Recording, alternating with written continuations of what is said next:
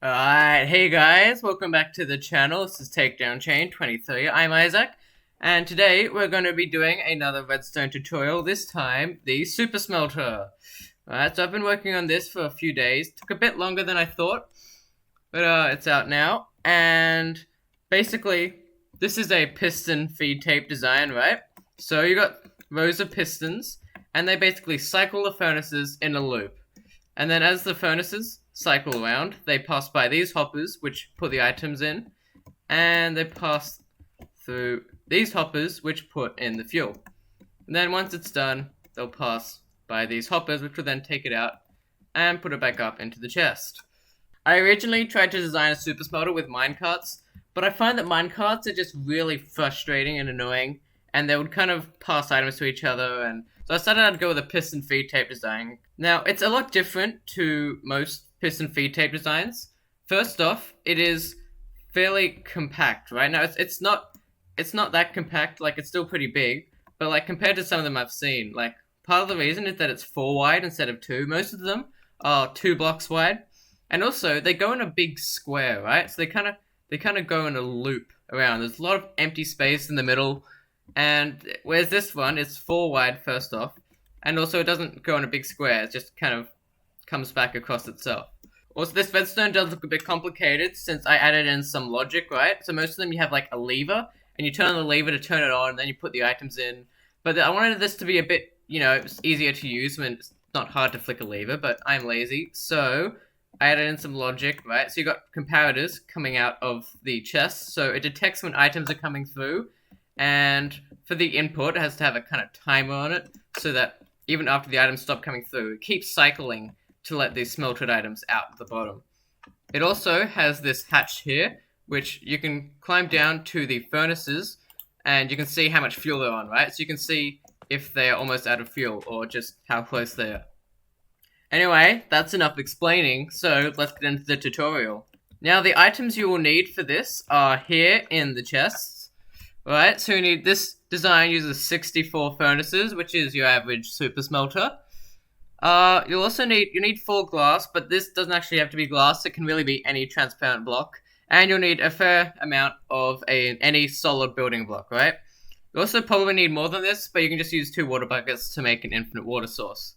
And these 2 are for the hatch, and we've got some signs so we can label the chest so we don't accidentally put the wrong thing in the wrong spot. I'm going to grab these, and let's build it. So we're going to start off with placing our chests in. So we're going to put our output chest here, right, where all the smelted items come. And then over here, we're going to have our input chest. And on this side, we are going to have our fuel chest. Now we've got our chests in, we're going to put the hoppers around the back of them. This one's fairly simple, just put 2 hoppers on the back. For this chest, it will have 4 hoppers, just in a 2x2, like that. And on this side, it'll be like that, except it goes down another block, like this. Now underneath each of these, we're going to place 1 double chest for each hopper. And now we're going to place 4 hoppers underneath these double chests. And over on this side, the hoppers actually need to be facing a certain way. So we're going to put a temporary line of blocks here and have the hoppers facing into those blocks. Now we're going to put the lines of pistons in, right? So we have the first line, which is underneath these hoppers, and it is 4 wide.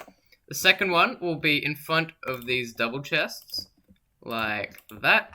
The third line of pistons will be 1 block down and 3 blocks from these hoppers here, like that.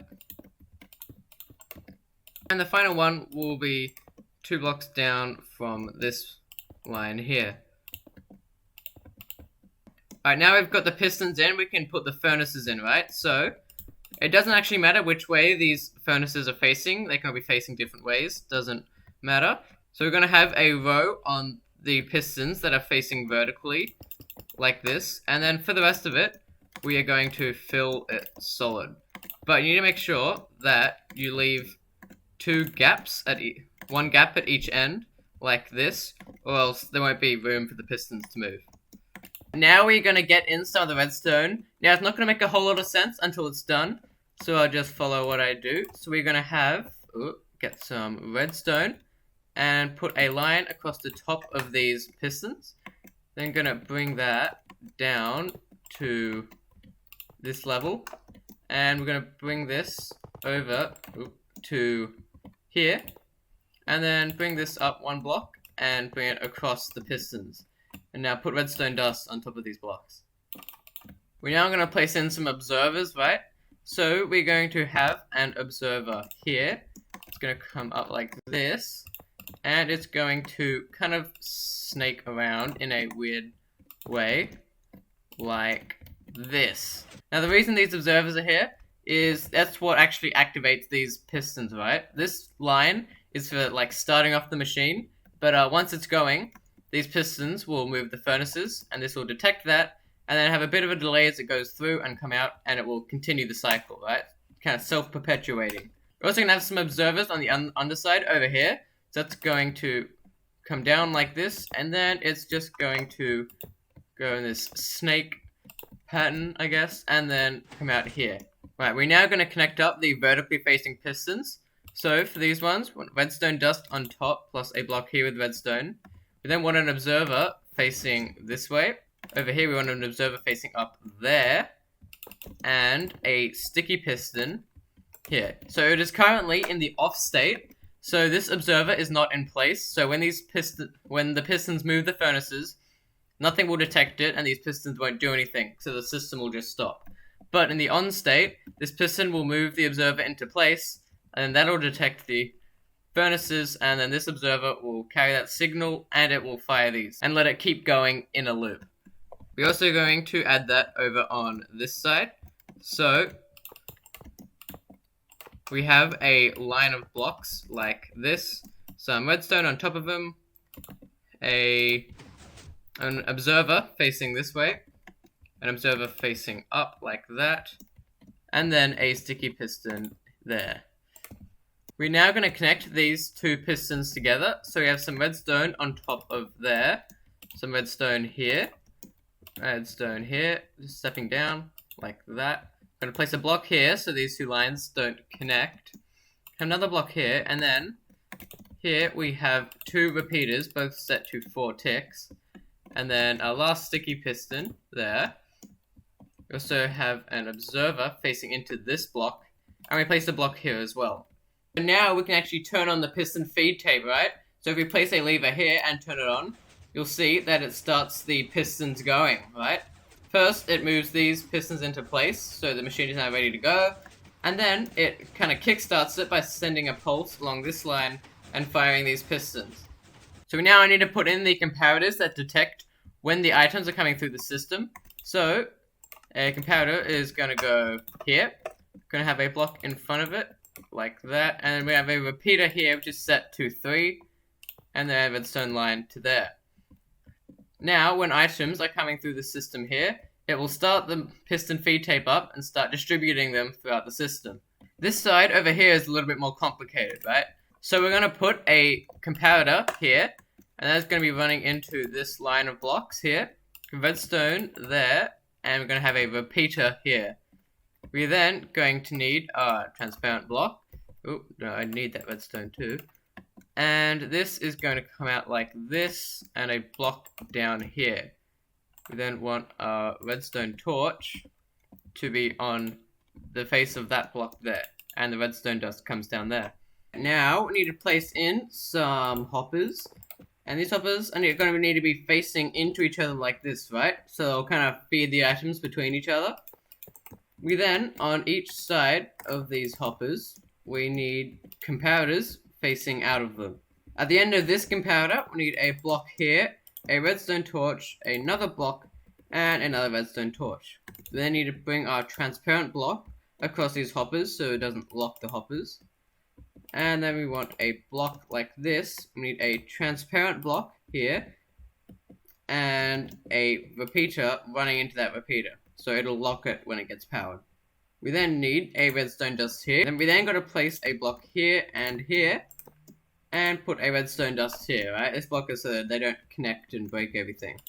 Put a redstone torch here, and then coming out of the side here, we need a glass block, transparent block, a block there, which is going to have a repeater on it, and then that needs to run into a block with a redstone torch in the end, and a block above it, right? Alright, now to complete this timer, we need to put 48 items in, right? That's 3/4 of a stack. Alright, now there's a bit of complicated redstone going on in here, but basically, when there are items in this chest, this comparator will detect it, right? And then, when it no longer detects items, the output won't go off straight away. It'll take a bit of time for the output to turn off, so the furnaces keep cycling. Okay, we're now going to put in a row of blocks with redstone on top, and these are going to lock the hoppers when it's not in use, and they'll unlock the hoppers at regular intervals, which will evenly distribute the items throughout the system. So this is going to come out 2 blocks, and then we need an observer, another one facing out from this block. It's going to be into its own block, and then with a redstone torch there, so this line will be powered. Okay, we now need a line of blocks behind these pistons, also with redstone on top. And then we need an observer line starting 1 block away from these pistons. And that is going to wrap right around here into a block with a redstone torch in it, right? Alright, we now need another small little addition, which is a block here on the side of this observer, some redstone here, a block there, and a torch here. What this basically does is, while the fuel is in, the machine will be running, but it will still keep these hoppers locked. Because if it keeps them unlocked, then when you put the items in, they'll kind of be at the wrong timings, and it'll break the system. Alright, we're now going to put in the droppers and the bubble elevator to transport the items, once they've finished smelting, back up to the top. We're going to want to put some droppers over here, so they're 1 block beneath the furnaces and 1 block away. We now need to place some hoppers behind these. So for this dropper, we'll need just 3 hoppers coming straight out the back. For this dropper, we'll have the hoppers coming like this, and then they'll kind of snake around like that. Alright, so we now want a little circuit that detects when there's items in the dropper and starts firing it. So we want a block here, a comparator there. We then have a repeater running into a block like that. The redstone line coming like that. And then also a redstone line going over the top to here like that. We then just want to replicate that on this side. Now we need to place in the bubble column, right? So we need soul sand. So we need 2 soul sand blocks, which are in front of these droppers like that. And then around those, we just got to bring up the walls all the way up to the hoppers.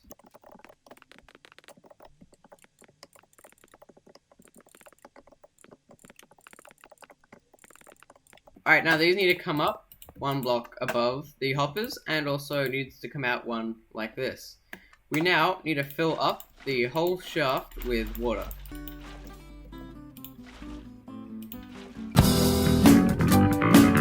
Alright, so to prevent that from happening, you gotta place some kind of transparent block above the chest. Alright, we now just gotta cover up the roof like that. Probably also, cover up these blocks in the final design. Because you just have a wall here with your chest set into it. Alright, now the system is complete, right? So all these furnaces are empty, and we should be able to put in some dried kelp. And the system should turn on, and it will evenly distribute the kelp into all 64 furnaces, right? So it'll be 1 kelp for every furnace. Alright, it's now stopped and we can check. And yep, there's 1 dried kelp in every furnace. Now that the system is fueled, we can now put in a stack of stone into this chest. And again, it will set off the system. And you can see that the furnaces are starting to get lit up as they go past these hoppers. So every furnace should be lit if it's working properly. You can also see that the items have stopped coming through the chest. However, this system is still going on. So we can see that the items are draining out of this. And now that they have fully reached the end. They are going back, and the system has stopped. And you could hear the droppers clicking. So if you now look in this chest, we can see that our stack of stone has been returned as smooth stone. Now this would work for a whole double chest of stone, right? So yeah, now this design is basically done, right? Another thing you can add is you can have like a little hatch thing, so you can look at how much fuel the furnaces have to see if they are running low. So you can put it anywhere that it fits, really, unless it messes up with the system, which it does in a few spots. So just make sure that it doesn't mess with the redstone where you place it, but you just place them down like that, and maybe grab like trapdoors and some ladders or something, and just, yeah, place them like that, and you have easy access to the furnaces. And then you put in a floor, you know, build up some walls. I assume your room has walls. But I think that concludes the tutorial. So I hope you found this helpful, and I hope that you like this design and think it's cool, because I think it is. It's fairly compact, right? I mean, it's not the most compact thing, but no super smelter is. So, if you have any problems, do let me know in the comments section. Also, if there's something else you'd like to see, another tutorial that you want to see me do, do tell me that in the comments section below as well. But for now, I'll see you guys later. Bye!